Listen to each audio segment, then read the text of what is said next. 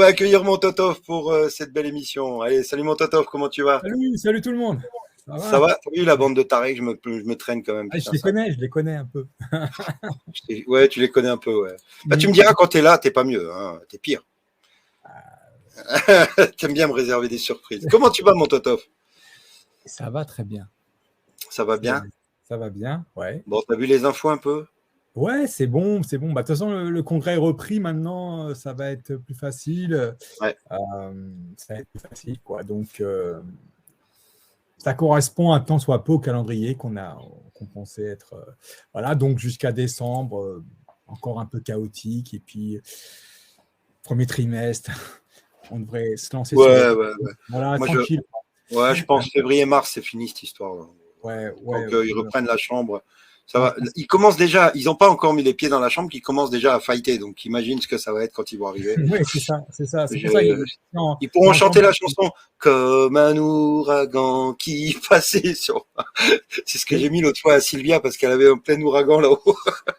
moi, je pense que au fur et à mesure où leur terrain va s'amenuiser, parce ils avaient un terrain énorme, ils vont se battre entre eux, hein. C'est ça qui va se passer, hein. Quand le territoire chacun accuse l'autre, donc Ah on ouais, va, c'est la suite de tous les empires, c'est comme ça, hein. Ils finissent par se battre entre eux. c'est Donc ça. voilà. Alors, moi, je vais En te premier, laisser, je vais te laisser piloter. Je vais rester ouais, en régie et je vais monter qui tu veux. OK? en premier lieu, je voudrais saluer quelqu'un qui est décédé la semaine dernière, c'est Josie. Josie, c'est oui, je pense la première résistante à qui j'ai eu affaire sur du long terme, qui était déjà très investie à aider à droite à gauche, comme moi j'ai voulu le faire par la suite. Et elle est décédée la semaine dernière d'une longue maladie.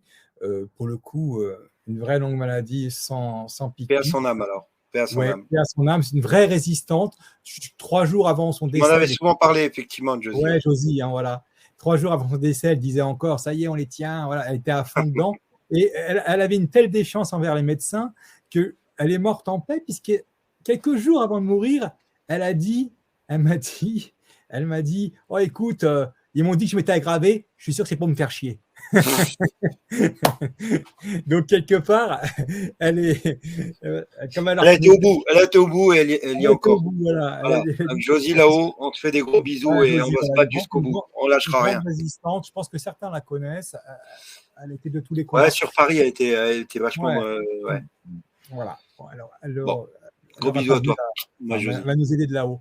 Alors, comment s'appellent mes globetrotters? Ils s'appellent, moi, je les appelle des témoins de vérité, hein. Pas des témoins de moralité, mais des témoins de vérité. Les expats, les expats. Ouais, Jérémy, il a marqué les expats. non, mais les témoins de vérité, quel que soit je dirais, l'endroit où ils se trouvent. Et j'insiste sur la valeur de témoin parce que le citoyen témoin a une parole d'or. Et je vais vous dire pourquoi et comment.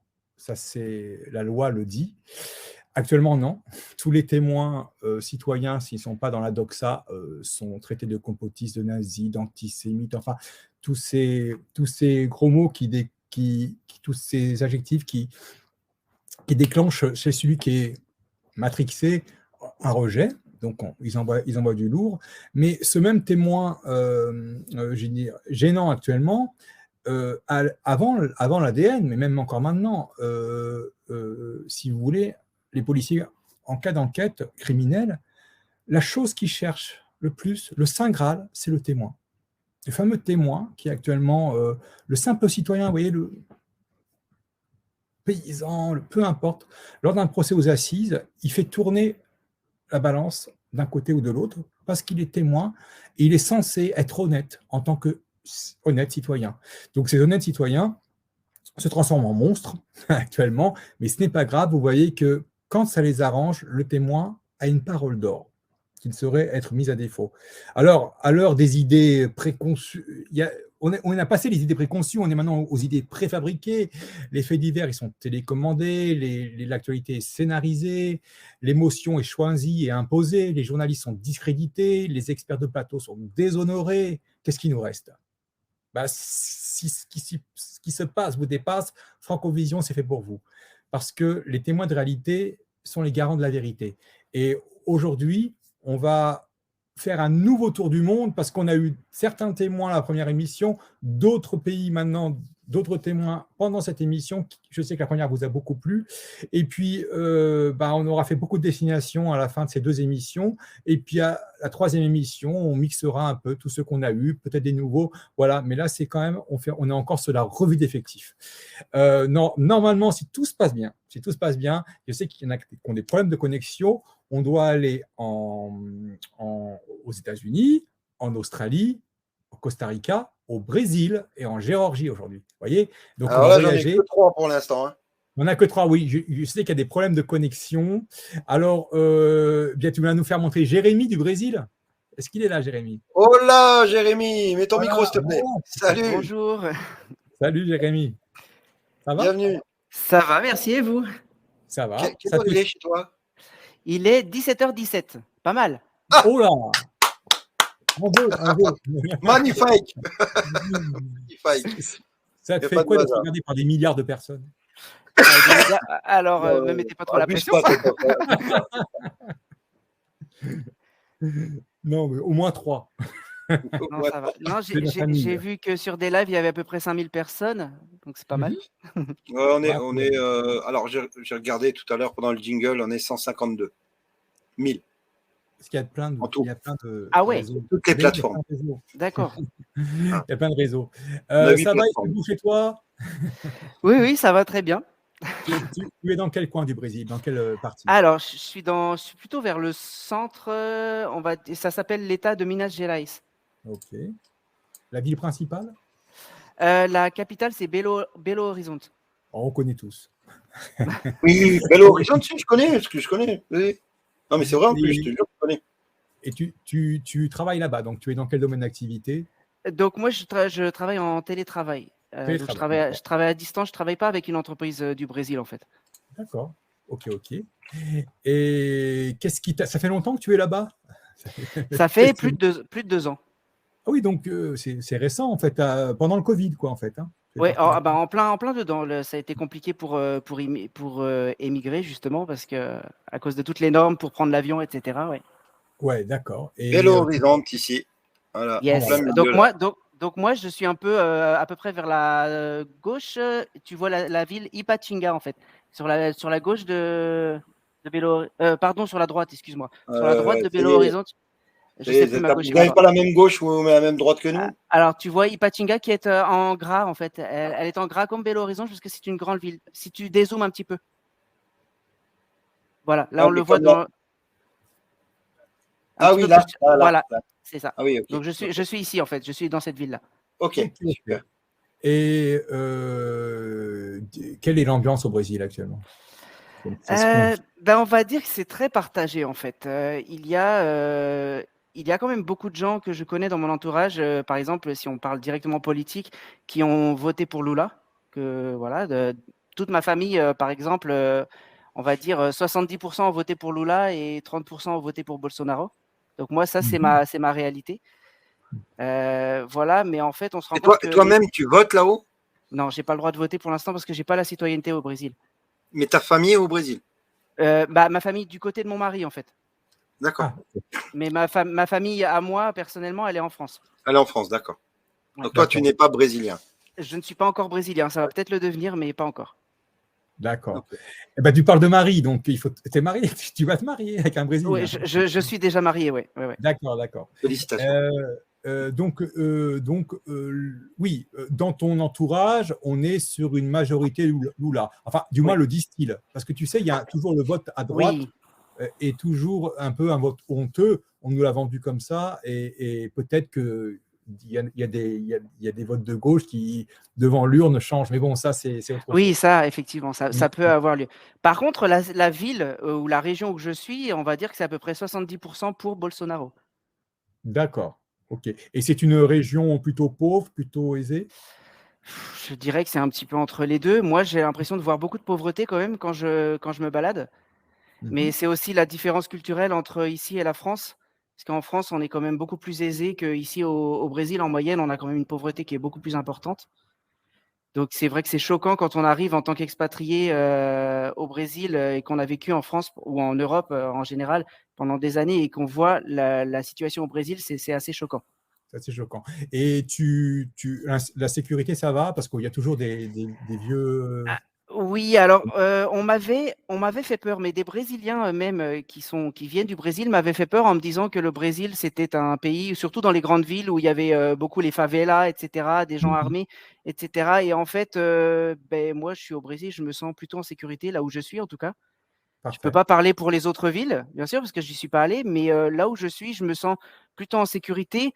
Alors oui, il y a des quartiers, il y a des coins chauds, etc. Quand on les connaît, on évite d'y aller, surtout la nuit. Mais à part ça, là où je suis, moi, c'est plutôt tranquille. Et est-ce que tu as eu un ressenti par rapport à ta nationalité France, le fait que tu sois français, est-ce que tu as senti un a priori favorable, défavorable vis-à-vis des Français ou finalement ils s'en foutent, quoi? Non, alors en fait, le peuple brésilien, il est très chaleureux en général, donc plutôt très accueillant. Et alors, quand on leur dit qu'on est français, ils sont émerveillés en fait. Ah, Ils sont, en fait, beaucoup de Brésiliens, ils connaissent la Tour Eiffel, le symbole de la Tour Eiffel.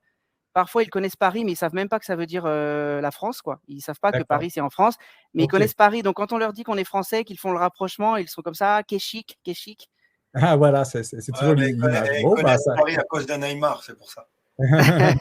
Oui, c'est vrai. Ils connaissent par le foot aussi, c'est vrai. On leur a fait des misères aux Brésiliens au foot ces dernières années, mais bon, ils nous Ouais. en veulent pas. Alors, on va accueillir quelqu'un d'autre. Alors, je ne sais pas qui. Je sais qu'il y a eu beaucoup de problèmes de connexion. Hein. Même moi, j'en ai. Est-ce qu'on a Marie du Costa Rica pour rester sur le continent? Non. Marie, Antoine, dis-moi. Non. Si, oui. Non, alors j'ai une certaine Sylvia, je ne connais pas. Sylvia Miami. Alors, elle va monter. Pas mal, belle brune. Qui c'est que tu as d'autres hein, qui est Navarit. Navarit, la Géorgie. Alors, on va faire monter Navarit. Alors, on n'a pas la vidéo, mais on n'a que le son. Ah si, on a la vidéo. Salut. Voilà. Bonjour à tous. Bonjour Christophe. Bonjour Jérémy. Navarit, de quelle origine ce nom-là, ce prénom? C'est un prénom d'origine laotienne, D'accord. bien que le prénom soit plutôt, on va dire, d'origine sanskrit. Voilà. Ok. Et donc, ça veut dire quoi? Ça veut dire 9 forces. 9 forces, donc les 9 forces. Top. Bienvenue à toi, Navarit. Tu es franco-laotien. Tu étais où en France, Navarit? Donc, j'ai fait plusieurs villes en réalité. Même ma dernière ville, je suis resté 1 an à Rennes, mais j'ai passé un bout de temps dans le sud, Montpellier, Toulouse, Albi. J'ai passé un peu de temps à Nancy, à Compiègne, à Rennes et à Paris. Tu travailles dans quel domaine? Donc, j'ai ma propre structure. Donc, c'est une formation en ligne. Donc, je travaille à distance dans le domaine de la santé. Et pourquoi la Géorgie alors? Parce que nous, c'est venu un peu au hasard en réalité. Enfin, pas vraiment du hasard, mais quand il s'est passé tout ce qui s'est passé durant le Covid, j'ai listé certains pays et je me suis fixé certains critères. Et donc, la Géorgie correspondait à certains de ces critères-là. Donc, on est allé visiter avec ma compagne et donc, pendant le Covid, on a réussi à trouver une petite tranche où on pouvait voyager à ce moment-là. Et donc, ça nous a plu et on a décidé de sauter le pas quelques mois après. Donc, ma compagne a démissionné. Moi, j'étais à l'époque, à ce moment-là, j'étais étudiant en médecine et j'ai arrêté pour le coup. En sachant que c'est une reprise d'études. Hein. Initialement, j'étais ingénieur de recherche avant. Et, voilà. Et ma compagne était aussi dans la recherche. Et elle a été fonctionnaire, elle a laissé tomber son boulot pour ensuite me suivre dans mon aventure de formation en ligne. Voilà. Ok. Et quelle langue on parle en Géorgie? Le géorgien. Donc, que je suis en train d'apprendre. C'est proche du russe? Non, pas du tout. En fait, ouais, c'est une langue assez spéciale, d'accord. Avec un alphabet qui est unique. Donc, ils sont très fiers de leur alphabet. Il y a même une grande tour dans une ville qui s'appelle Batumi, où ils affichent comme ça leurs lettres alphabétiques, qu'on ne retrouve nulle part ailleurs. Et c'est un langage particulier parce qu'il utilise quasiment toutes les sonorités qu'on trouve un peu partout. Donc, il y a le R roulé, le R de la gorge, il y a le R normal. Enfin, il y a vraiment énormément de difficultés. En fait, attends, je reviens. Ça donne quoi? Dis-nous ce que ça donne. Par exemple, qu'est-ce qu'on peut dire par exemple Gamal Joba, ça veut dire bonjour. Ok. Et pour dire ça va, c'est Rogoraha. Ah, on dirait du japonais. Non, mais on apprend que la Géorgie a un alphabet à part, complètement à part. C'était plutôt comme toi, je pensais que c'était rattaché un peu au russe. Oui, parce que Staline était d'origine géorgienne. Je ne sais pas si vous voyez, mais ça, c'est des lettres. Ah non, vous n'allez pas voir. Non, c'est flou. Attendez. Oui, tu as mis le flou, le floutage. Allez, tu vois, c'est un ingénieur, il va nous faire. Hop, hop. Ça y est, c'est bon. C'est pas écrit. Hein. Presque, ouais. Un peu plus près, peut-être. On voit des caractères. Voilà. Ah oui, c'est. Ah oui, c'est joli. C'est joli. Ok, donc, et donc le confinement, le Covid, comment tu l'as vécu? Enfin, la période, ça fait 2 ans que tu es là-bas, hein? 2 ans? Ça, le son? Tu as dû appuyer sur un truc.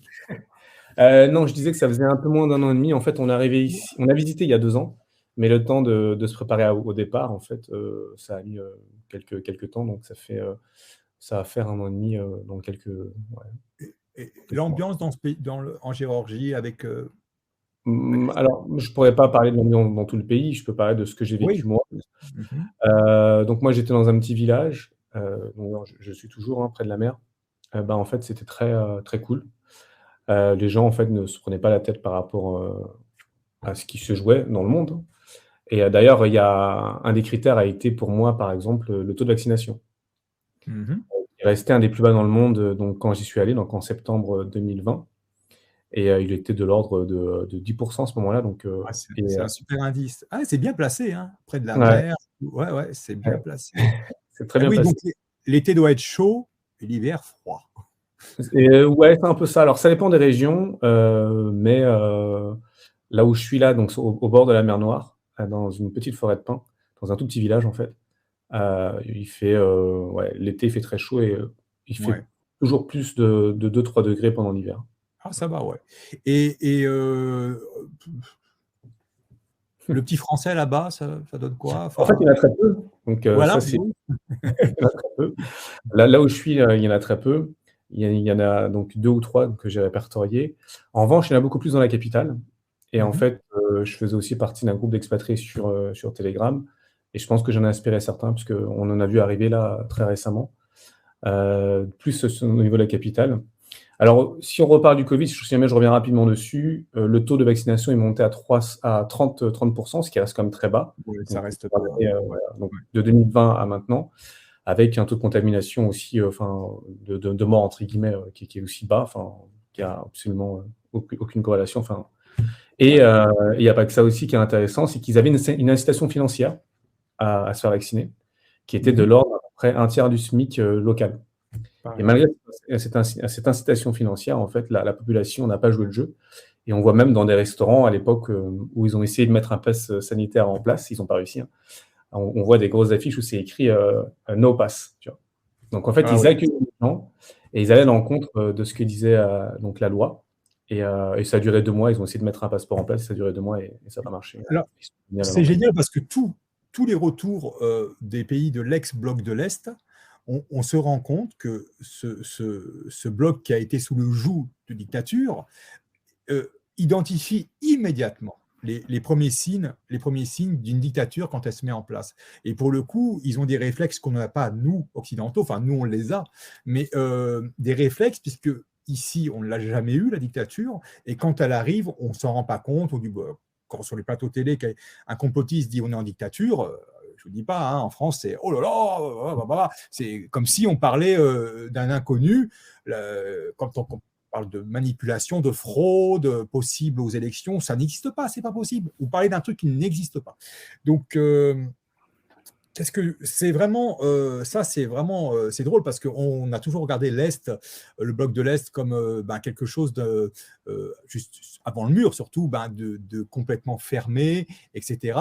Ça a été le cas puisqu'ils n'avaient pas trop le droit de sortir, mais on se rend compte que finalement, leur passé les aide au présent à comprendre les enjeux de ce monde et ce qui se passe. Et donc ça, c'est assez, c'est comme quoi l'histoire sert à quelque chose. Quoi, voilà, c'est important de le souligner. Hein.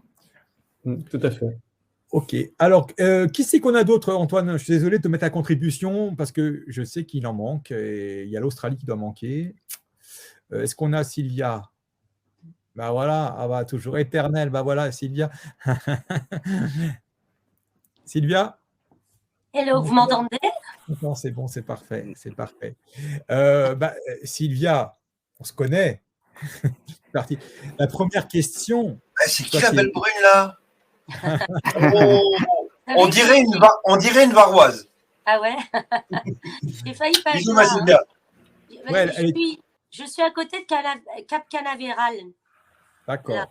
C'est là où ils partent les fusées. Hein. Voilà, exactement. Je suis à Coco Beach, exactement, là. Et j'ai failli ne pas pouvoir, je ne peux même pas me connecter en Wi-Fi. C'est un truc de dingue. Avec le Donc, téléphone, si je disparais, ne vous inquiétez pas. On profite de toi, entre guillemets. Question cruciale. Ces midterms, est-ce que c'est ce qu'on dit chez nous? Toi qui es dedans, est-ce qu'il y a toujours une incertitude sur le Sénat? Alors, je ne sais pas. Alors, je sais pas ce qui se dit chez vous, mais en tout cas, on sait bien qu'il y a eu toutes ces irrégularités absolument incroyables. D'ailleurs, la partie n'est pas finie. C'est clair que s'il n'y avait pas eu ces irrégularités, il y aurait une vague rouge, je ne vous dis pas comment. Donc la vague rouge, elle est là sans être là officiellement. On a eu de la chance, on a eu de la chance, non, on a gagné la Chambre. Et pour le Sénat, bon, il y en a beaucoup qui disent que c'est terminé, mais non, c'est pas terminé. D'ailleurs, quand j'ai entendu la Géorgie, je pensais que c'était de l'État de la Géorgie et non pas la Georgia, comment ça s'appelle, le pays. Et on attend les derniers résultats, hein, parce qu'il y a une battle avec Herschel Walker, que nous étions allés soutenir d'ailleurs à Nashville il y a quelques temps. Et il y a le second tour qui aura lieu le 6 décembre. Donc rien n'est terminé. Rien n'est terminé. Il y a Larry Lake qui demande un recomptage qui veut annuler ces élections parce qu'on lui a volé cette élection. Donc rien n'est terminé actuellement. Mais qui a le pouvoir est-ce que le Congrès a le pouvoir de statuer là-dessus, de dire il faut recompter, qui a le pouvoir de remettre en cause cette élection? Est-ce que c'est fédéral? Écoute, je crois qu'il y a un procureur. Il y a un procureur par État. Hein, voilà. Il y a un procureur par État, en fait. C'est le procureur de l'État qui remet en cause l'élection parce que c'est lui qui doit la certifier. S'il ne la certifie pas, il la remet en cause et donc il peut demander des comptages. Parce qu'en Géorgie, en Arizona, c'est toujours pas certifié. Hein. Non. Alors, j'ai montré là le tableau. Ce que je disais tout à l'heure, ça c'est pour le Sénat, hein, d'accord? Donc le Sénat, on est à 50-49, alors qu'il y a en Arizona, évidemment, il va y avoir avec Kerry Lake, mais aussi Kelly, hein, Master, qui a demandé un recomptage. Donc ça, c'est officiel. Il y a un recomptage de demandé en Arizona sur ce premier tableau-là à gauche. Ici, en Géorgie, il y aura un vote à nouveau le 6 décembre. Ok, donc il n'y a pas de personne qui a gagné parce qu'aucun n'a atteint 50% des pourcentages. Ici, dans le Nevada, Cortez Masto n'a pas atteint non plus les 50%. Donc, au Nevada, il y a Laxalt qui a demandé une réélection ou un recomptage des voix, un des deux. Donc, il y a 3 possibilités de récupérer au moins 2 places. La Géorgie, c'est gagnable parce que ça se jouait à poil de cul, excusez-moi le terme. Ici, le Nevada, c'est gagnable parce que ça se joue à 7928 voix. Okay. Et ici, il y a eu énormément de fraude en Arizona, on le sait, on l'a vu tout à l'heure dans le live. Donc, il y a 3 possibilités de passer majoritaire à la Chambre et de reprendre 2 postes. Okay. 48-52, c'est possible à faire. Mais pour ça, il va falloir attendre que tout se décante assez rapidement. Et pour Kerry Lake, évidemment, on a vu tout à l'heure, elle se bat pour être la gouverneure d'Arizona, elle se bat comme un beau diable. Voilà. Bon, on va rebondir sur les élections. Jérémy, au Brésil, il y a apparemment, l'armée bloquerait tant qu'elle n'a pas obtenu les codes des machines. Est-ce que ça, c'est une réalité du pays? Alors oui, actuellement, en fait, c'est bloqué. Il n'y a absolument aucun résultat de proclamé officiellement. Donc les chauffeurs de poids lourds, je cherchais le mot, les chauffeurs de poids lourds bloquent. Ils sont en tout cas en grève sur beaucoup de routes nationales.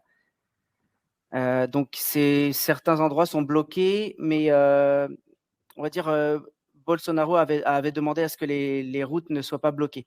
Donc qu'on puisse manifester en paix, mais qu'on n'empêche pas le transport de marchandises pour éviter de porter préjudice à la population. Donc, ce qui est assez sage en fait. Et ce qui se passe en ce moment, il semble, mais je ne sais pas si c'est officiel, qu'ils aient eu accès au code source.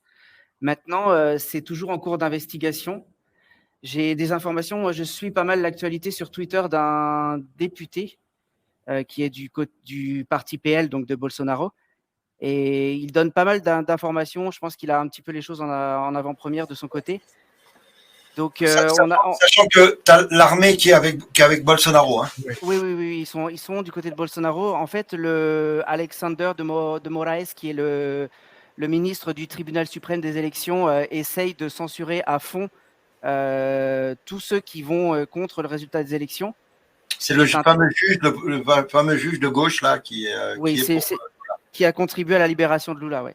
Il flippe. Voilà, Lula, oui. Pardon. Toi, tu as des proches qui ont voté Lula. Oui. Est-ce que tu les sens révoltés par le fait que Bolsonaro conteste, ou plutôt ils estiment que c'est une expression de la démocratie? Je les sens ni dans un sens ni dans l'autre. J'ai plutôt l'impression que c'est des gens qui ont peur, en fait, qui ont peur que ils ont une situation qui n'est pas forcément très favorable. C'est plutôt des gens qui sont dans la pauvreté, en fait. Et en fait, c'est plutôt des gens qui sont tout le temps dans la peur, en fait. Ils ont peur de tout ce qui peut se passer.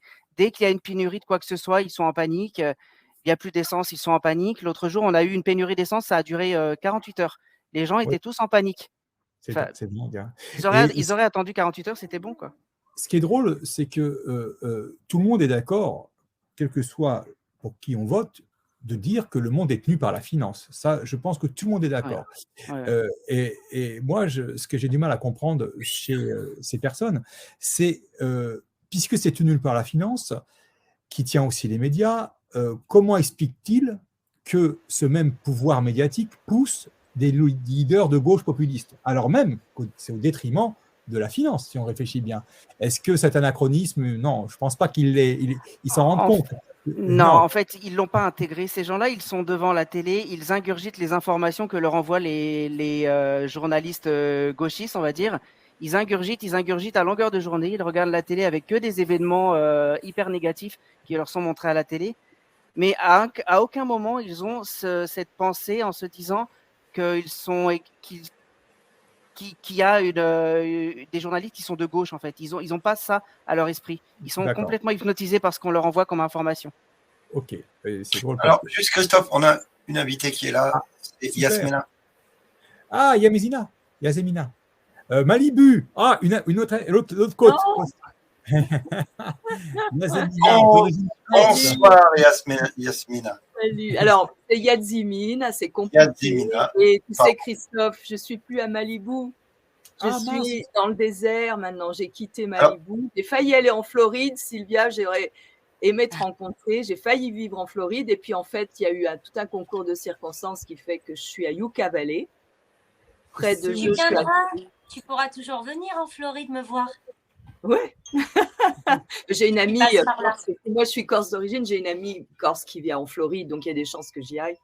Donc voilà. Alors, est-ce que c'est la personne dont tu m'as déjà parlé? Oui. Et qui est mannequin. Ah, oui, d'accord, ok. Effectivement. Bonjour et enchanté. Très heureux de te voir. Moi aussi, Antoine, tu sais, je suis assidûment. Et puis en ce moment, j'ai la visite d'une amie d'Arabie Saoudite, franco-marocaine, qui vit en Arabie Saoudite. Donc, je me disais, ça peut être un petit témoignage sympa aussi, tu vois, s'il y a le temps, évidemment. Donc, toi, tu es dans quel… ça reste dans le même état où tu es? Tu es dans le même état de la Californie? Non? oui, dans le même état. Mais là où je suis, c'est extraordinaire parce que je suis. Tu sais, moi, je vis en marge un peu, donc j'ai pas de télé depuis 40 ans. Je sais. Voilà. Donc en fait, au courant de ce qui se passe, je dirais, au niveau social, tu vois. Mis à part regarder les infos.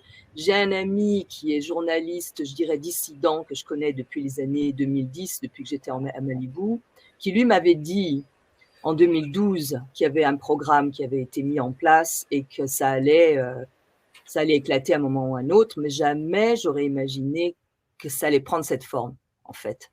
Tu vois, quand ça a commencé. Ouais. Je sais que je connais un peu ta philosophie. Alors, elle est complètement déconnectée, mais en même temps, elle a un super Instagram où tu as combien de centaines de milliers de personnes qui te suivent? Si tu veux, dans tous les j'ai environ 800 000 personnes. 800 000, mais là, j'ai perdu ma page Facebook, tu vois. Oui, voilà. Donc, j'ai perdu ma page Facebook. J'ai été piratée. Après, Facebook l'a réinstallée. Et là, elle a encore disparu. Elle existe, mais je n'y ai pas accès. Donc, on est en train, avec ma web manager, d'essayer de récupérer ma page Facebook. Et donc, voilà. Donc, si tu veux, c'est ce qui s'est passé pour moi. Que début janvier, j'ai eu un message intérieur avec une vision manipulation. Et j'ai fait un voyage au Moyen-Orient en février, 4 pays, tu vois, du Moyen-Orient. En rentrant de là, début mars, je suis partie au Mexique parce que j'étais invitée pour un événement au mois d'octobre avant, donc il était hors de question que j'annule. Et là, j'ai vu la folie, j'ai vu, je me suis dit, mais j'ai compris en fait. J'ai compris que ça se mettait en place. Ce que mon ami me disait depuis 2012, j'ai dit ça y est. Ça y est. Avec le message manipulation, j'ai dit ça y est, ça commence. Ils l'ont fait. On y est et on est bien dedans. Hein. Ah.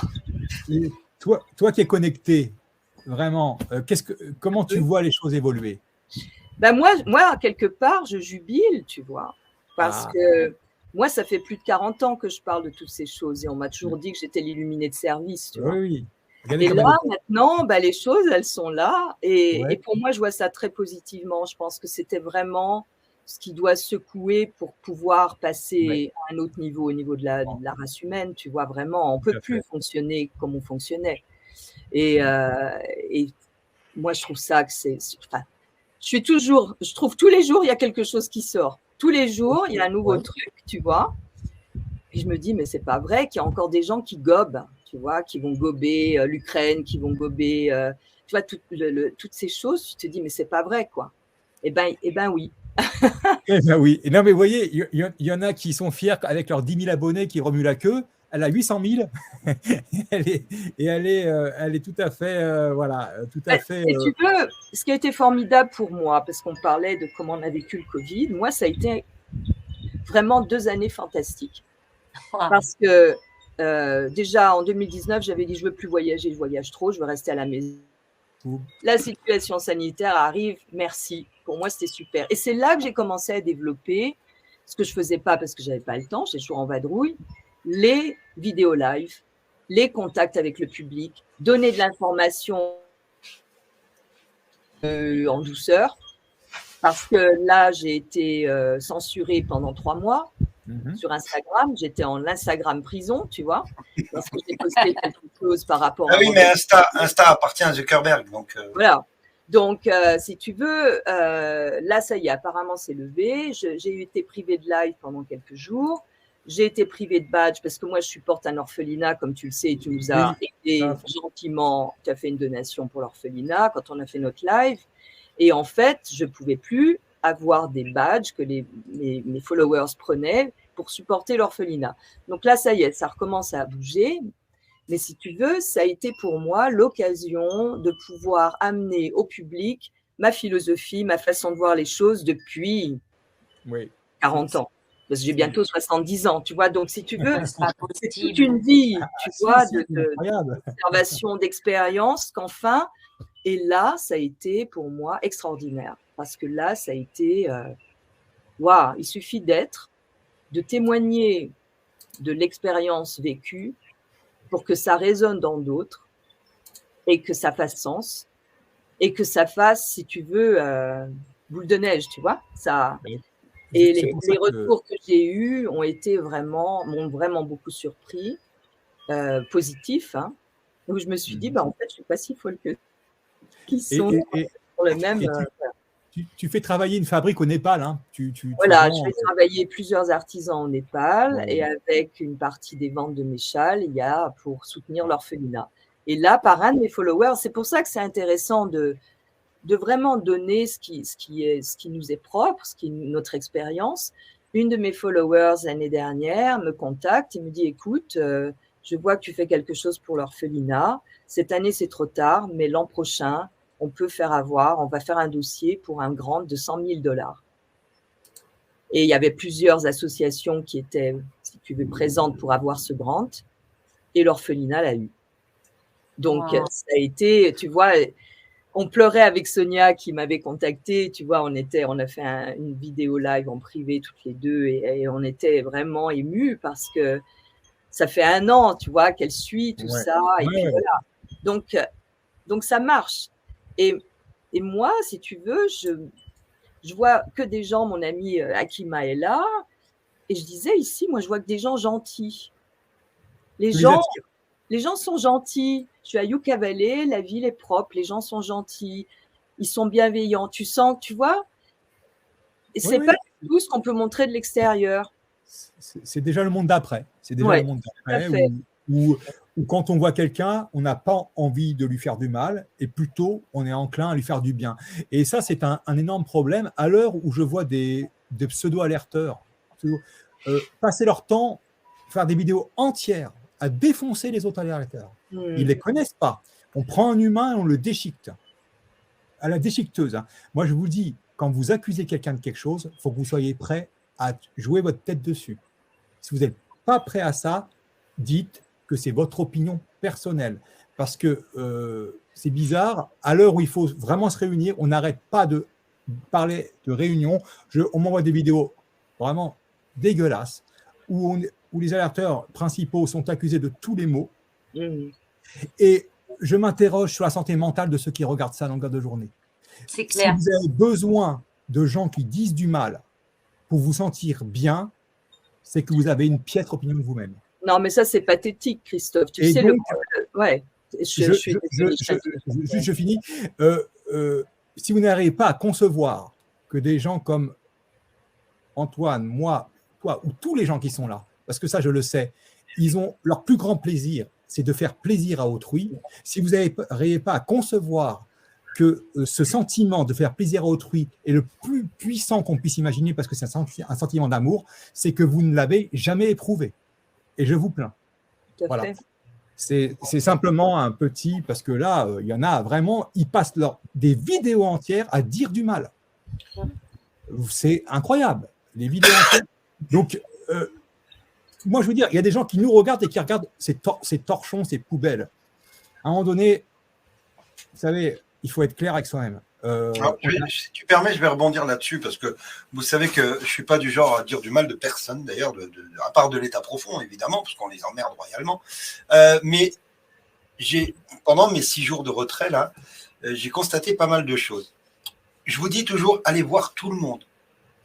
Il faut que ça résonne en vous. Mais si un informateur, un alerteur ou qui que ce soit d'autre utilise la stratégie de l'état profond, c'est-à-dire de vous faire peur pour vous garder avec lui ou pour vous vendre un truc ou pour voilà. Mais si on vous fait peur, eh ben c'est que c'est pas bon, les gars. Je vous le dis juste, c'est comme ça un conseil. Si quelqu'un vous dit attention, il va y avoir une loi martiale, il faut pas sortir de chez vous, sinon ils vont vous couper la tête, vous aurez plus rien à bouffer, vous allez crever, machin. Eh oh, ça c'est BFM, les gars. Il faut s'interroger, ouais. Réagissez, ayez du discernement, ok. Faut que ça résonne en vous et il faut que ce soit, c'est positif. Quoi qu'il arrive, ce qui vient devant nous est positif. On ne va pas y aller comme ça tranquillement en allant acheter une baguette de pain, fleur au fusil. Ça va swinguer. Mais putain, on est bien, bordel. Donc, Antoine, n'allez pas vers le stress. Oui, Sylvia. Antoine, je voudrais rajouter quelque chose. la critique est facile et il y en a beaucoup qui oublient que des tas de personnes ont maintenu des milliers et des milliers de personnes la tête hors de l'eau. Et maintenant, il y a un retournement de situation. Donc, c'est vachement facile de lancer la pierre. C'est très, très facile. N'oubliez pas qui vous avez suivi au début. On peut ne pas être d'accord avec quelqu'un. On peut ne pas l'aimer.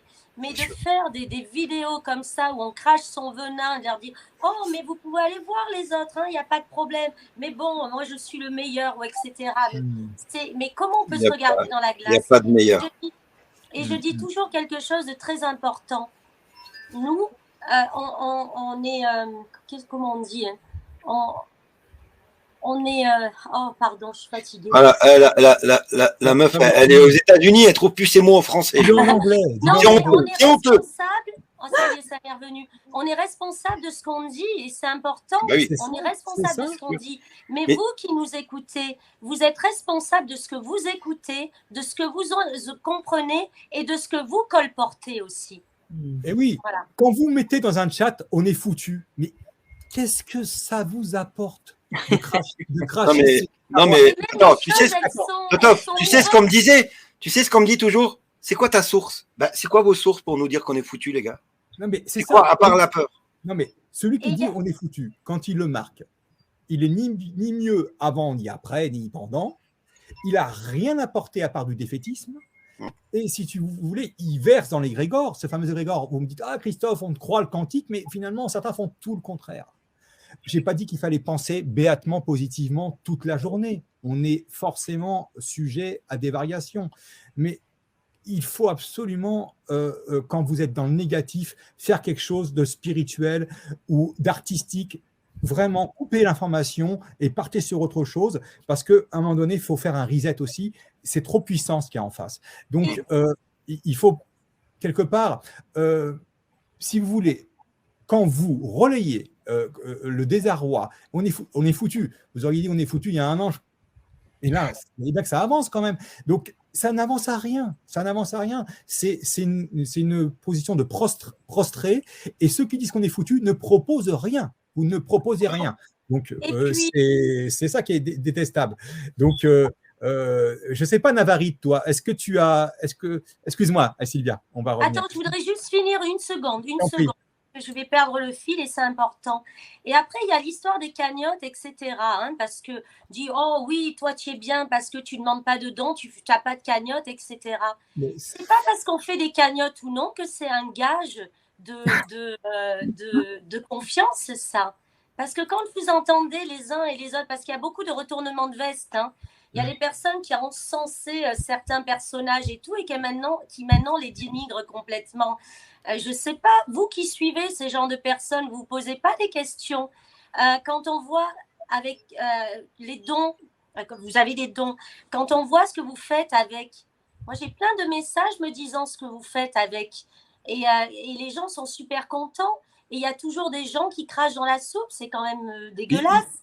Yasmina, je suis très heureuse d'avoir entendu ton message, et tu es rayonnante, waouh, c'est... J'ai pas mes lunettes, mais tu vois, je le sens. C'est vraiment gentil.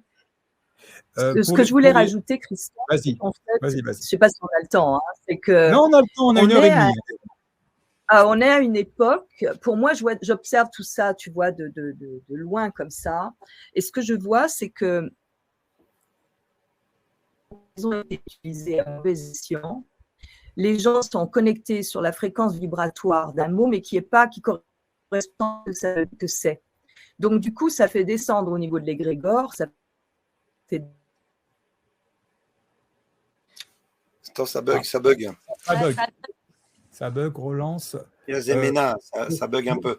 Pour en finir avec cette histoire, eh bien, moi, je vous le dis, on a distribué 1400 paniers à 40 €, donc on a accumulé 54 000 € de dons sur les paniers du cœur. Depuis que ça a été lancé, ces 54 000 € ont été redistribués. Voilà. Entièrement. Pour ceux qui ne sont pas contents, sachez qu'il y a des mômes, il y a des femmes célibataires. Pensez toujours à ceux qui en profitent, qui en bénéficient. Et dites-vous que sans ces... Voilà. Alors oui, imaginez, c'est une belle somme. elle était distribuée. Voilà. Et nous, on est en association, on est les seuls à être en association, c'est-à-dire qu'on est les seuls à devoir rendre des comptes publics. Voilà. Ah oui. Alors, les autres font ce qu'ils veulent, mais bon, allez, on va passer à autre chose. Navarite, toi, tu n'as jamais eu peur? Peur de quoi?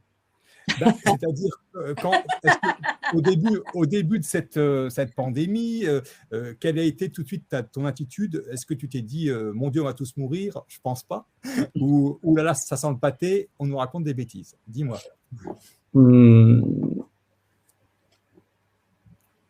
Non, alors j'ai pas eu peur parce que j'étais déjà. Je me suis penché dans le domaine de la santé parce que à la base, je voulais comprendre pourquoi le monde marchait à l'envers.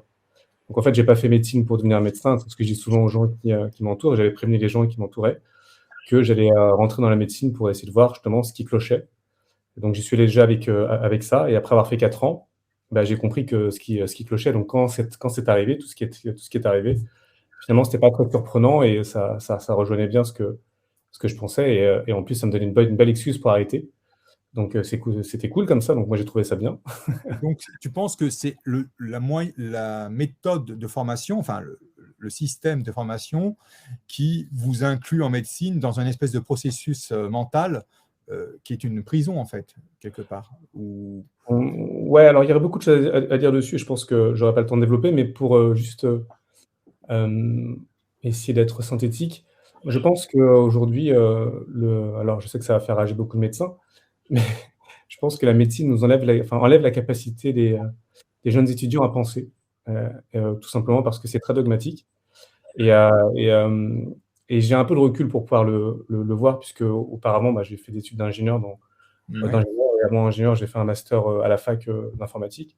Donc j'ai différentes formations dans différents domaines, et j'ai pu voir la différence. Et c'est vrai que je constate clairement que les gens qui sont en médecine, en fait, perdent leur esprit critique.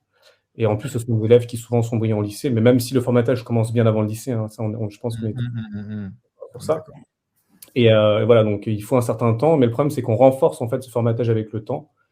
Et malheureusement, voilà, l'esprit critique, donc les médecins, et c'est pas leur faute, j'ai envie de dire, c'est la faute d'un système global. Et on peut se poser la question, est-ce que ce système est fait de manière consciente ou inconsciente, ou est-ce que voilà, ces questions peuvent se poser. En tout cas, moi, ce que j'ai pu constater, c'est clairement que que le monde médical, quand on vit les choses de l'intérieur, on comprend aisément ce qui se passe. Pour vous donner juste un exemple concret, parisienne, et en fait, il y a normalement 300 élèves dans la promo, et de manière générale, après la première année, donc dès que le concours est passé, les élèves sont à peu près 20 sur les 300 à écouter le cours. Donc souvent, ces personnes-là sont souvent les personnes qui vont aller chercher les premières places à l'internat, qui n'existe plus aujourd'hui, mais qui existait à l'époque. Et tout le reste, en fait, ils récupèrent de la fête de la veille, en règle générale. Hein. Je caricature, c'est presque ça. Et il y a donc une association qui s'appelle l'association des Ronéo, qu'on retrouve, je pense, dans toutes les facs de médecine. Et donc, cette association, en fait, elle vise à prendre 2 élèves, donc on paye une cotisation, et ces 2 élèves-là sont censés faire le verbatim du cours. Et donc, ensuite, donc, ils l'écrivent et ils les distribuent en PDF. Donc, c'est 20 pages maximum à tous les élèves. Donc, en fait, les élèves étudient sur des notes qui sont prises par d'autres élèves. Et ils passent un concours qui est un QCM, qu'ils apprennent par cœur. Et d'ailleurs, j'ai fait le test. Hein, j'ai pas été pendant un cours tout le semestre, parce que j'avais d'autres recherches à faire. Et j'ai appris par cœur le QCM et j'ai eu 16. Assez facilement, c'était en génétique d'ailleurs. Et je pense que beaucoup de personnes se vantent aussi de passer par là. Et donc, quand on vit ce genre de choses, on comprend tout de suite pourquoi est-ce qu'il est si difficile pour un médecin de plateau, par exemple, de remettre en cause ses connaissances, puisque ça remettra en cause son identité en tant que personne qui se construit autour de cette aura qui est l'aura du médecin. Tout à fait le problème.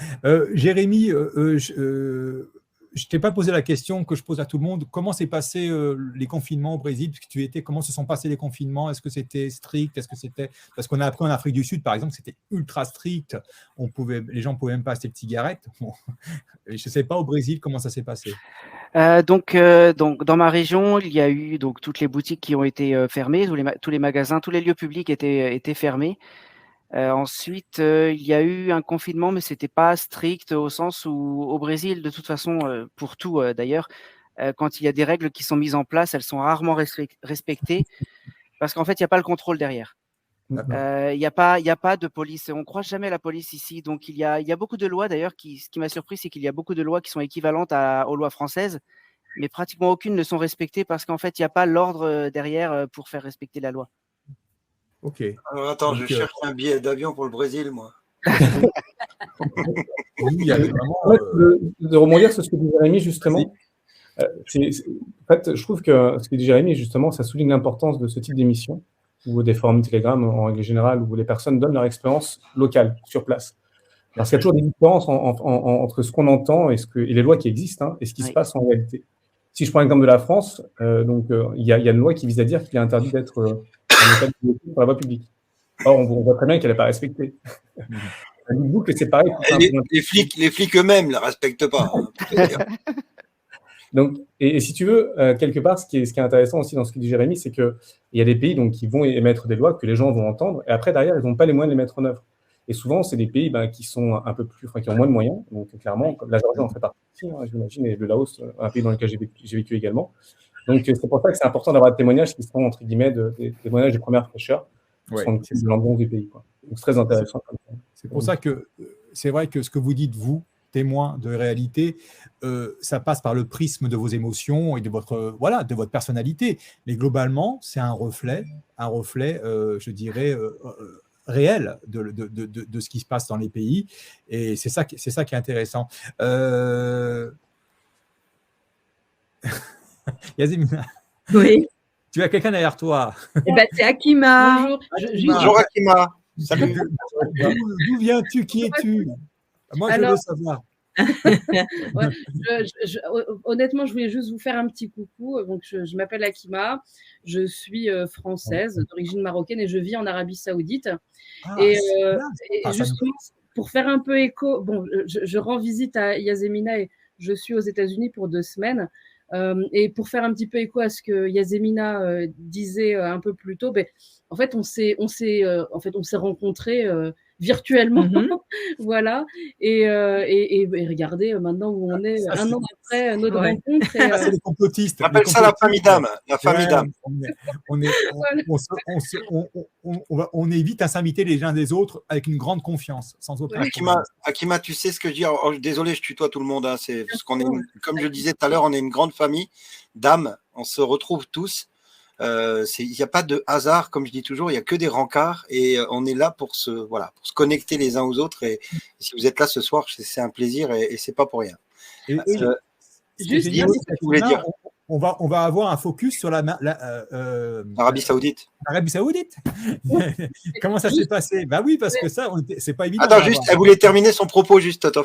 Non, je voulais juste vous dire que après, je pense que vous devez le savoir et je dois certainement pas vous l'apprendre, mais vous êtes vraiment suivis partout, Antoine et Christophe. Moi, j'ai commencé à vous suivre en Arabie Saoudite. C'est génial. Voilà, donc ça a été un grand plaisir et finalement. Ça a fait tellement de bien de voir des personnes qui ont une autre manière de voir les choses, qui ont une autre manière d'interpréter et d'analyser, et ce de manière posée, sans violence, toujours en essayant d'amener vers soi et essayer en essayant de comprendre l'autre, et ça a fait un bien fou. Donc j'en ai également profité pour vous faire découvrir à d'autres personnes. Et je sais qu'elle vous regarde aussi aujourd'hui. Et voilà. Merci beaucoup. Maintenant, vas-y. Qu'est-ce qui s'est passé dans ce pays qu'on ne connaît pas pendant ces 2 dernières années? Qu'est-ce qui s'est passé là-bas? Comment vous avez vécu les choses? Les restrictions. Alors, il y a eu des restrictions. Il y en a eu pas mal. Elles n'ont pas été aussi rapide à se mettre en place qu'en France et en Europe. Et moi, je vis dans la région depuis une dizaine d'années maintenant, et j'ai toujours l'impression que quand ils font quelque chose, c'est un petit peu par effet miroir. Donc, on voit qu'il y a des restrictions très contraignantes prises qui sont mises en place en Europe, mais il faut faire la même chose ici. C'est un peu par effet miroir de ce que fait l'Europe. Pour faire comme l'autre, en fait. Pardon? Pour faire un peu comme les autres, en gros. Exactement. Maintenant, alors oui, il y a eu des confinements, il y a eu des couvre-feux, il y a eu des restrictions de voyage. Après, peut-être ce qui a été un peu plus marquant en Arabie Saoudite, c'est que, bon, comme vous devez le savoir, c'est que chaque été, le pèlerinage à la Mecque amène des millions et des millions de personnes. Donc, il n'y a plus de pèlerinage. Bon, tout du moins, il a été ouvert pour les locaux et les résidents. Il y a beaucoup d'échanges avec l'extérieur parce que c'est quand même un pays qui compte, je veux pas dire de bêtises, mais qui compte un tiers de sa population qui est expatriée, donc avec beaucoup d'allers-retours, etc. Bon, malgré tout, en fait, vous voyez, moi, je vis à Riyad, dans la capitale. C'est de très, très grands espaces. Le confinement, vous ne le vivez pas de la même manière. C'est pas la même promiscuité qu'en Europe, qu'à Paris, etc. Okay. Et voilà. Et puis, et par contre, j'ai envie de dire, ils ont abandonné ces restrictions quand même un petit peu plus tôt que l'Europe. Ils n'ont pas forcément piaillé sur certaines mesures. Voilà. Donc, parce qu'ils ne les ont pas fait par conviction comme certains, ou idéologie à la con. Ils l'ont fait en tant que suiveurs. Donc du coup, évidemment, ils s'arrêtent plus rapidement que les vrais fadas, quoi. Et puis Ben Silman, hein, c'est ça, Ben Silman. Ben Salman, ouais. A demandé à rejoindre les BRICS, donc c'est un bon copain à Poutine. Donc, mais pas d'inquiétude pour l'Arabie Saoudite. Ce qui est drôle, c'est qu'on se rend compte que voilà, la France a été l'un des pires pays.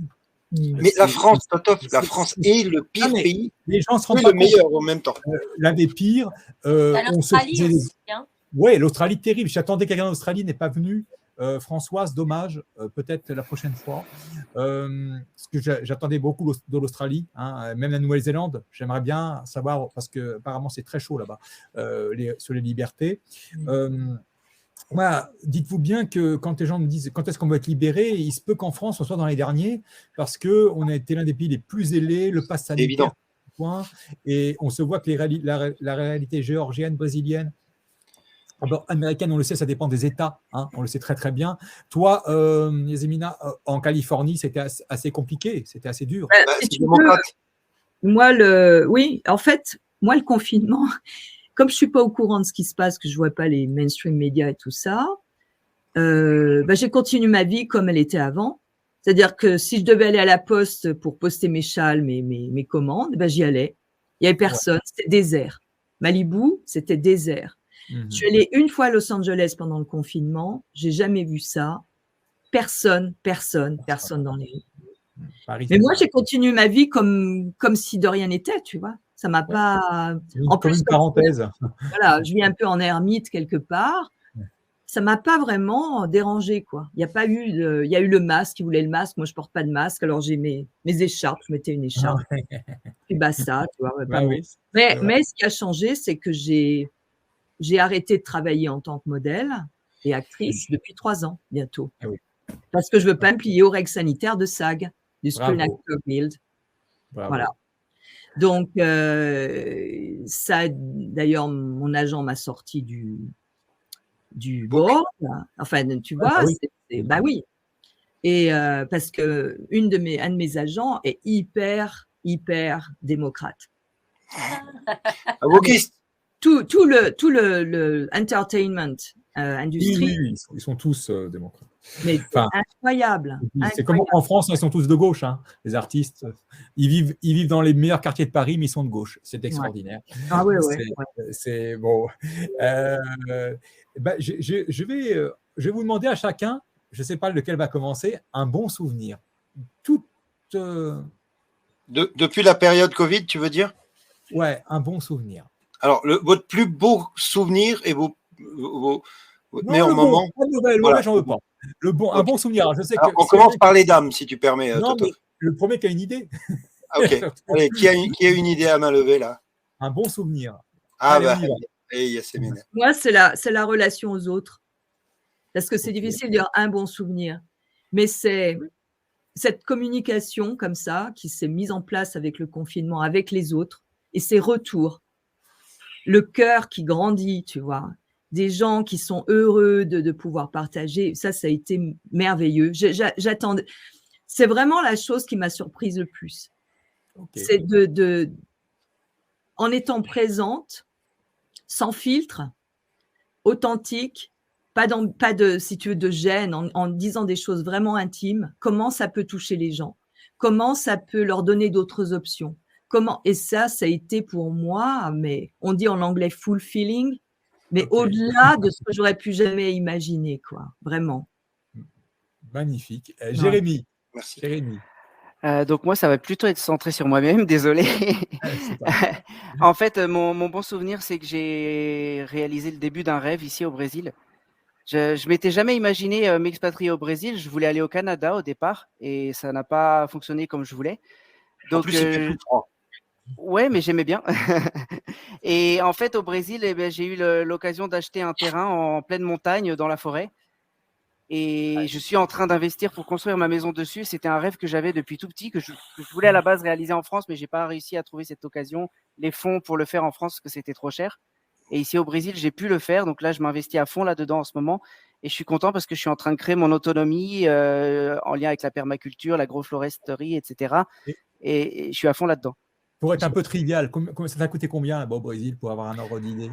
Alors, j'ai un terrain qui fait 2100 mètres carrés. Ça m'a coûté 70 000 réals, donc c'est à peu près 15 000 euros. Ah oui, constructible, hein? Oui, alors au Brésil, tu construis où tu veux. En dehors des agglomérations, dans les agglomérations, non. Dans les villes, tu ne peux pas construire comme tu veux. Tu as des règles d'urbanisme. Mais dans la campagne, sincèrement, tu construis comme tu veux. Ah ouais. C'est pratique. Ouais. C'est pratique. Je ne sais pas, Navarite, tu as un souvenir qui te vient comme ça? Ouais, donc moi, c'est une période qui était assez sympa. Donc, si je devais garder un souvenir, c'est un bon souvenir, a posteriori, hein, c'est quand ma compagne ne m'a pas averti qu'elle démissionnait donc, de la fonction publique. Et elle m'est arrivée, elle a dit voilà, donc je démissionne. Enfin, j'ai demandé à mes démissions, je pose ma démission, en sachant que bon, elle était haut fonctionnaire, donc elle avait un poste qui ne lui plaisait pas du tout, hein, parce qu'elle allait à l'encontre de ses idées, mais elle avait un poste quand même avec beaucoup de sécurité. Et donc, ça signifiait plein de choses. Ça signifiait que moi-même, je devais arrêter médecine, donc c'était aussi une porte de sortie, et qu'on allait partir. Et ça, c'était flippant au début. Pour le coup, on parlait de peur tout à l'heure, mais au final, on est ici et on n'a jamais été aussi heureux. Donc, c'est un sacré déclencheur et une belle preuve de confiance et d'amour qu'elle t'a fait là en déclenchant cette envie à toi aussi de bouger et de faire les choses. Franchement, chapeau, madame. Tu l'embrasses pour nous. Alors après, on avait prévu de partir, hein, mais on n'était pas encore sûr. Mais c'est vrai que le fait que l'initiative sans m'en parler, c'était super et je la remercie encore aujourd'hui. Et non, mais c'est vraiment. Je t'en prie. Sylvia, est-ce que tu as un souvenir, un beau souvenir? J'en ai plein, mais ce qui m'a le plus marqué, c'est dans toute cette mascarade, cette communion patriotique où on s'est tous réunis, où j'ai fait ces rencontres merveilleuses avec des patriotes connus et moins connus. Voilà, c'est cette fusion, cette communion entre patriotes. Et mon mari en fait partie, évidemment. Et je suis mariée pendant le Covid en plus. Donc, voilà, c'est toute cette communion pour une même cause. Ce qui est génial dans vos exemples, à part Jérémy, mais je vais expliquer, parce que c'est, on va dire, c'est une acquisition, mais il y a un projet derrière de vie. C'est plus le projet de vie que l'acquisition Vous avez tous cité des exemples non matérialistes, en fait, des exemples d'interaction entre humains. Hein. On demande des bons souvenirs dans ce monde matérialiste. On vous a demandé des bons souvenirs, et voilà, majoritairement, c'est des souvenirs d'interaction avec l'humain. Donc ça veut bien dire que pour nous tous, même les matérialistes, quand on demande un bon souvenir, c'est rarement j'ai acheté une voiture, une maison. C'est plus souvent un souvenir qui n'est pas matérialiste et qui n'est pas relié à l'argent. Et ça nous démontre l'infinie supériorité du monde émotionnel par rapport au matériel, où il y a une surenchère qui n'est jamais en fait satisfaite, et surtout un concours d'ego monumental. La plupart des gens, 90% des gens, quand on leur demande un bon souvenir, il est rarement matériel. Et ça prouve que l'humain a encore un avenir sur cette sphère qu'ils essayent de nous massacrer par tout moyen. Voilà, la sphère émotionnelle, l'interaction entre humains. Voilà, c'était ma petite déduction. Et Akima? Oh, mais je vais faire très original, je dirais les rencontres. Mais vous avez dû voir dans le chat qu'il y a pas mal de commentaires de personnes qui disent la découverte de l'alliance humaine. Et en fait, je sais pas, je pense peut-être ces 2-3 dernières années, je me suis laissé moins polluer par les informations des médias mainstream. Parfois parfois je les suivais parce qu'on se dit qu'on suit des faits et qu'on n'a pas d'autres alternatives, mais j'ai découvert tellement de personnes, tellement de lanceurs d'alerte, tellement de canaux Telegram très intéressants, mais parfois même pas forcément sur l'actualité, même sur, par exemple, Jérémy qui mentionnait l'autonomie. Voilà, il y a pas mal de choses où on se dit, mais finalement, tous ces gens-là qui œuvrent depuis des années pour présenter une autre manière de vie, finalement, avec cet événement qui est arrivé de ce virus, de cette fausse pandémie, ils sont tous entrés en communion parce que finalement, c'était tous les entre guillemets les mêmes. C'est la même chaîne humaine, ce sont les mêmes maillons, c'est la même manière de voir un monde alternatif en fait. Donc oui, je dirais au-delà des rencontres aussi la découverte et aussi une autre manière de réfléchir, de penser à soi, également de penser aux autres, et puis voilà, de s'informer, et ça donne une certaine force. Hein. Je ne sais pas si peut-être ça a déjà été mentionné, mais le fait de retrouver tellement de personnes, des millions et des millions de personnes qui sentent que quand quelque chose ne va pas et qui proposent des alternatives, ça donne énormément de force pour s'affirmer. Et affirmer. Tu sais, j'ai vraiment l'impression, c'est vraiment l'image, je pense que tout le monde connaît plus ou moins Truman Show. Hein. Donc, pour ceux qui ne connaissent pas, c'est en effet un scénario qui veut qu'un individu est pris dans une vie qui lui semble réelle et qui en vérité est une vie, il est né dans presque un studio de cinéma. En fait, une matrice, ouais. Voilà, une matrice. Et finalement, tous les gens qui l'entourent sont des acteurs, les journées se répètent, etc. Et il se rend compte, pour un détail, qu'il y a quelque chose qui ne va pas et qui n'est pas logique. Le monde actuel est du même ordre. Et vous allez me dire, mais où sont les acteurs? Les acteurs, c'est les 80% des gens qui croient avoir leur libre arbitre, mais qui ne l'ont pas. Les acteurs, ils ne sont pas payés, voire ils payent des impôts pour être acteurs. Et en fait, 80% de la population, on le voit maintenant avec cette crise climatique, ils vont obéir au scénario. Et c'est cet énorme Truman Show qui nous entoure. Et nous, dans ce Truman Show, avec des gens, on se dit, mais ils ont leur libre arbitre, mais ils ne l'ont pas en réalité. On s'est dit à un moment donné, ça va pas, ça va pas, ça va pas. Et on est sorti de la zone de confort, on est sorti du studio de cinéma, alors même qu'il y en a qui y sont encore. C'est vraiment l'image, quand on dit qu'on est dans une fiction, on est dans une fiction, et c'est les élites, en fait, qui nous imposent le scénario de nos jours, de nos nuits presque maintenant, et ils veulent aller plus loin, vous le savez, avec la manipulation, je dirais, technologique sur nos cerveaux, puisque c'est bien ce qu'il y a dans... Vous savez quoi. Donc, ce qu'il y a, les gens qui sont là, je pense, et les millions, je pense que c'est quelque chose qu'ils n'ont pas prévu. Ils ne pensaient pas qu'il y aurait autant de dissidents et qu'on aurait un pouvoir de persuasion aussi important. Et on a fait notre boulot, quoi. On a fait le job, et c'est pour sauver, quelque part, c'est pour sauver l'humanité, pour qu'elle se réveille. Voilà. Donc, je ne sais pas. Pour moi, c'est mon... Je ne dis pas que c'est mon dernier mot, mais on va se quitter. Je crois que l'émission a été super. Vraiment, il manque du monde, mais c'est magnifique. C'était un plaisir de rencontrer Jérémy Navarit.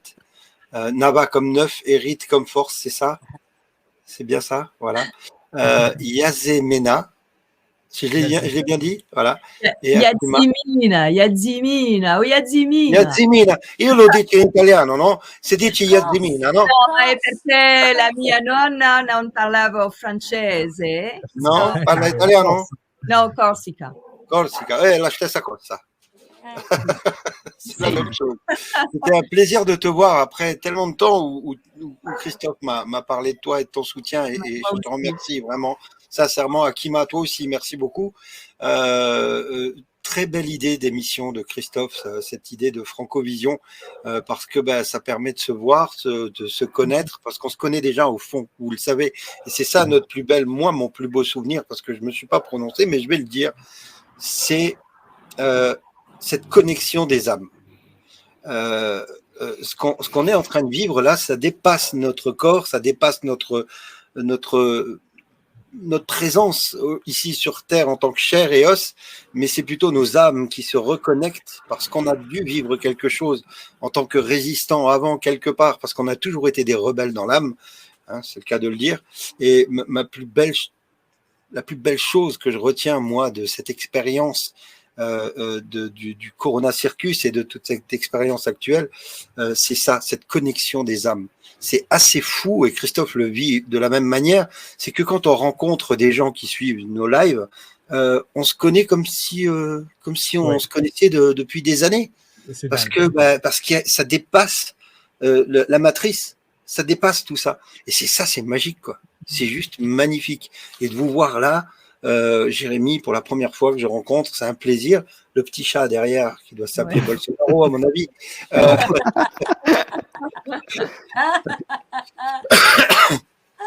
Non, il faut le renommer, parce que pour moi, c'est Bolsonaro maintenant. Tel un félin qui rencontrer Navarrete et revoir évidemment mon amie Sylvia, qu'on a hâte de voir dans le Var, hein, évidemment avec Mia et puis monsieur, pour que je lui apprenne des gros mots, parce que c'est un peu une spécialité. Pas de gros mots sur mon émission, pas de gros mots sur mon émission. J'en ai pas dit. Ouais. 3 ans et demi que je ne suis pas rentrée, que je n'ai pas vu ma maman. Et t'attends quoi? Parce que tu sais qu'il y a une chambre d'amis pour toi ici, ma chérie. J'en ai plein de Quand tu veux. Non, mais je pense que je viendrai à Miami avant que tu ne viennes en France. Je pense que ça sera plus ça, parce qu'on n'est pas encore... C'est dans les clous. C'est dans les clous. En tout cas, c'était une belle émission. Vraiment, moi, je remercie encore Christophe d'avoir eu l'idée de faire ça, parce que c'est vrai qu'il a toujours des idées exceptionnelles. Et je reparle tout à l'heure des paniers du cœur. On va en reparler juste avant de terminer. Merci à toutes celles et ceux qui ont pris le temps, en plus il y avait des décalages, c'est certain, mais qui ont pris le temps de venir informer tous les autres qui nous regardent là et qui sont très heureux, qui adorent ce format d'émission avec des, comment tu as dit, tu les appelles des témoins de réalité. Des témoins de réalité, j'adore, très bien. Des témoins de réalité. Parce que ça, au moins c'est la vérité par rapport à ce qui se passe sur vos territoires différents, et c'est juste un plaisir de vous voir. Vous êtes tous belles et beaux, et vous avez une âme exceptionnelle. Merci beaucoup à vous. Alors je vais donner le mot de la fin à Christophe, et puis moi je reviendrai après pour parler des paniers du cœur, avant de vous mettre évidemment le clip des paniers du cœur, parce qu'il faut qu'on relance cette machine là, parce que vous voyez, je vous ai montré en début de live, ça recommence. Il y a des gamins qui vont faire la queue pour manger, donc c'est juste inadmissible. Donc on en reparle dans 2 minutes. Bon, Christophe, ton mot de la fin, mon frère? Mon mot de la fin, c'est que ce qui nous unit est bien plus fort que ce qui nous sépare. Et les humains, dans leur instinct, sont très très proches les uns des autres. Ce qui nous sépare, vous savez, c'est les élites qui jouent leur partition. Et en effet, moi, si je rebondis sur mon meilleur souvenir, il est global. Puisque, imaginez-vous que, comme plein d'entre vous, dans la vie d'avant, je ne pouvais parler absolument à personne de mes croyances, de mettre cette ouverture à pouvoir croire à ci et ça, c'était impossible. Donc on est tout seul, on est enfermé. Alors à moins, bon, j'ai pas été dans des groupes spirituels, etc. Mais Et dans la société normale, tout le monde parle de banalité, des fois on débat de politique, etc. C'est toujours assez convenu et on s'invente même des disputes. Mais ce qu'on dit là, je ne pouvais le dire à personne. Et donc, j'ai choqué des gens. Pour rien au monde, je ne regrette ces 2 dernières années.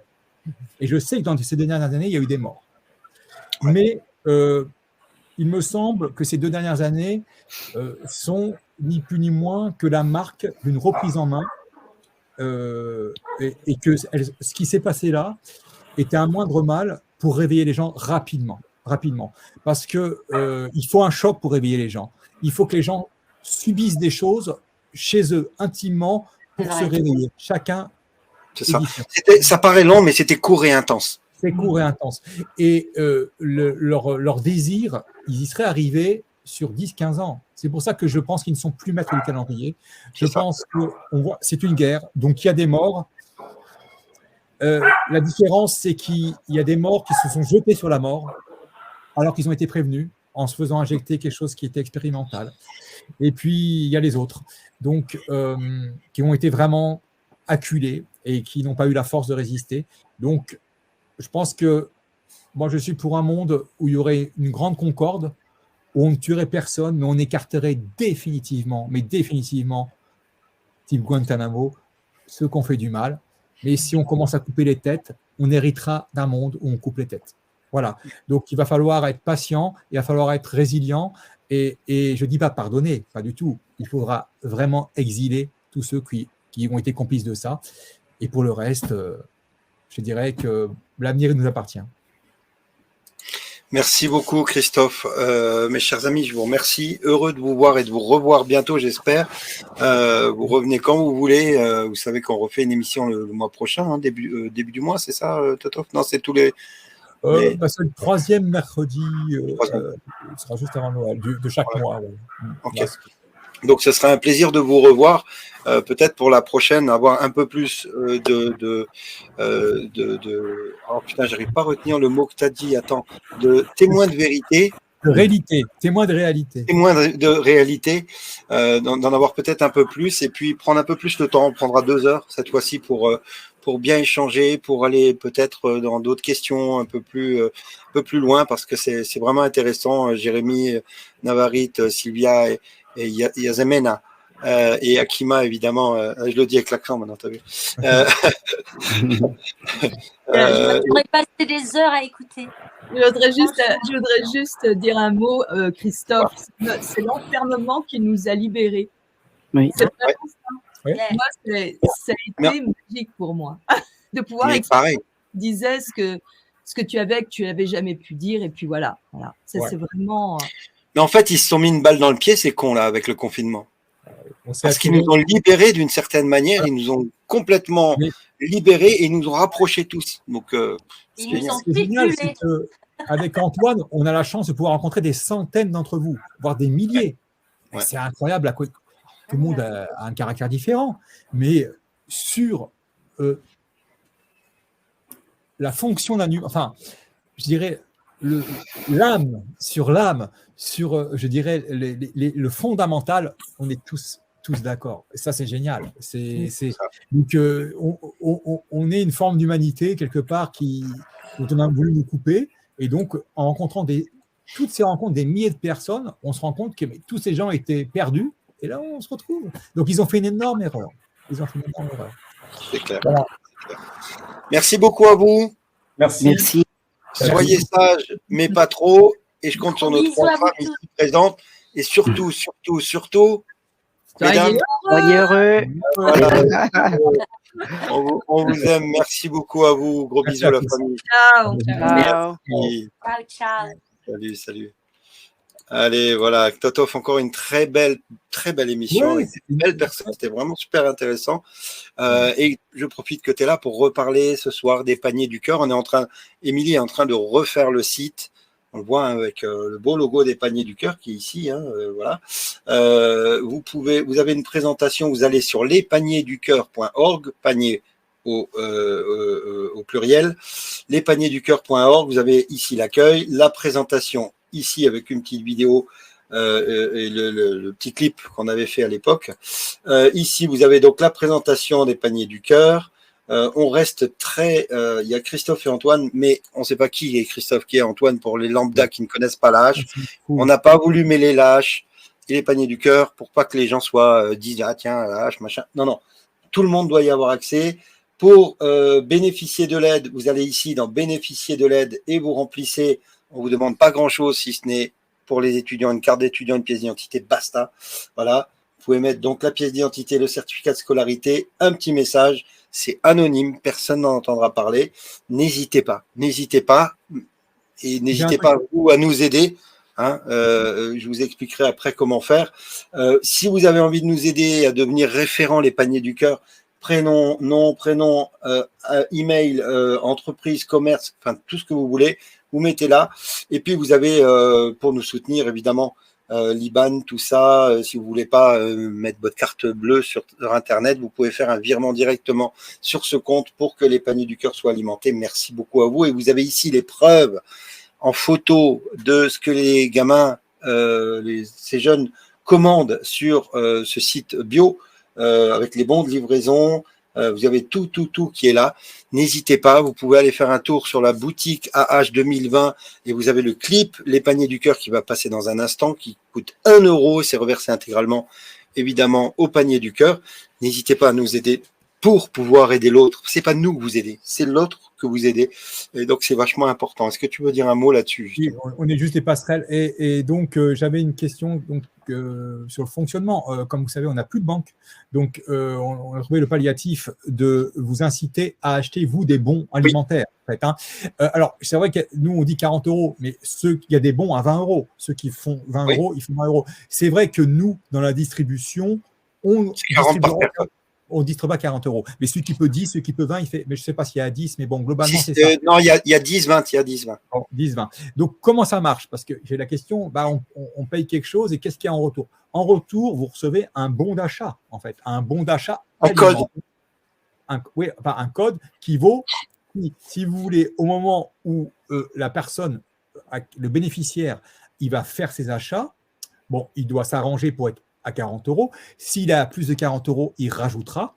Mais quand il va dans le paiement, au lieu de mettre son numéro de carte bleue, il met ce code. Et ce code va lui faire 40 €, va se transformer en 40 € avec les frais de transport. D'achat. Donc, vous avez la certitude par ce biais-là, puisqu'on n'a plus de banque, vous avez la certitude que vous avez contribué au bien-être alimentaire de gens qui souffrent, parce qu'on fait vraiment une sélection, on peut se tromper, mais c'est des gens qui nous sont signalés. Vous savez, on croit vraiment à la sincérité des gens qui signalent d'autres. On croit à ça, nous. On croit que quand on nous signale quelqu'un, ou que quelqu'un se signale, il dit vrai. Donc, on l'aide. Donc, voilà, vous savez ça va aller à l'essentiel, donner à manger. Donc, en effet, c'est un code, je crois que tout le monde connaît ça. Et donc, ce code vaut 40 € sur un site qui est unique, hein, mais si vous voulez, c'est le seul site bio qui livre toute la France rapidement. Et très franchement, j'ai eu des magasins bio il y a plus de 20 ans.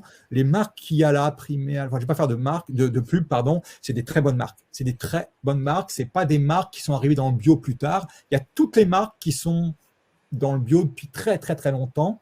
Et donc, à ce titre-là, autant se nourrir comme ça, puisque pour le reste, ils veulent nous faire manger des insectes et des ersatz. Voilà. Vous avez ici le site lespaniersducoeur.org, n'hésitez pas à aller faire un tour. Si vous avez des questions, évidemment, il y a lespaniersducoeur@ah2020.org. Si vous avez des questions, n'hésitez pas à les poser. Juste un petit truc, si vous voulez suivre Yasemina, vous la trouverez sur Yasemina Rossi, sur YouTube aussi. Elle fait des vidéos, des tutos, des trucs sympas. Donc, n'hésitez pas à aller faire un petit tour sur son YouTube. Voilà. Merci, mon Christophe. Je te souhaite une belle soirée. Merci, nickel. Super. Sois heureux, mon frère. Ciao, ciao. Bisous à tout le monde. À la prochaine. Voilà, encore une belle émission Francovision, imaginée par Christophe et créée. Enfin voilà, il se donne beaucoup de mal pour essayer de donner du contenu à tout ça, et franchement, c'est réussi. Moi, je suis très heureux de cette émission, même si ça me fait travailler un peu plus tard, mais bon, je lui en veux pas. Hein, il se donne beaucoup de mal. Voilà. C'est un plaisir de vous retrouver vendredi, comme je vous l'ai dit. On va terminer avec les paniers du cœur et on se retrouve vendredi soir. Écoutez, soyez sages, mais pas trop. Bisous, ciao.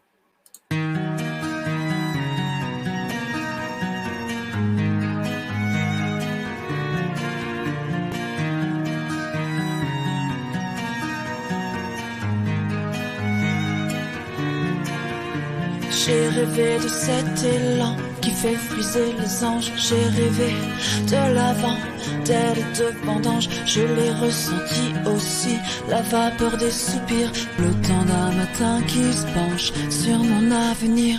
Car y a le pain qui manquera demain, puis ce refrain, chacun main dans la main. Car y a le pain qui manquera demain, puis ce refrain, chacun main dans la main. La la la la la la la la la. La la la la la la la la la.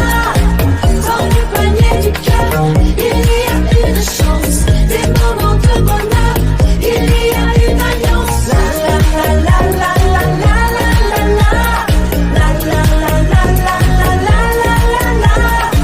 Dans le panier du cœur, il y a un devoir de croire au jour meilleur, de croire et d'aimer croire. J'ai rêvé d'un ailleurs qui détruirait mes peurs. J'ai rêvé de chaleur et de vie qui affleure. Je l'ai ressenti aussi, la peau de ma maman, et le temps d'un instant, je revis mes rêves d'enfant. Car y a le pain qui manquera demain, puis ce refrain, chacun main dans la main. Car y a le pain qui manquera demain, puis ce refrain, chacun main dans la main. La la la la la la la la la. La la la la la la la la la. Dans le panier du cœur, il y a une chance, des moments de bonheur, il y a une alliance. La la la la la la la la la. La la la la la la la la la. Dans le panier du cœur, il y a un devoir de croire au jour meilleur, de croire et d'aimer croire.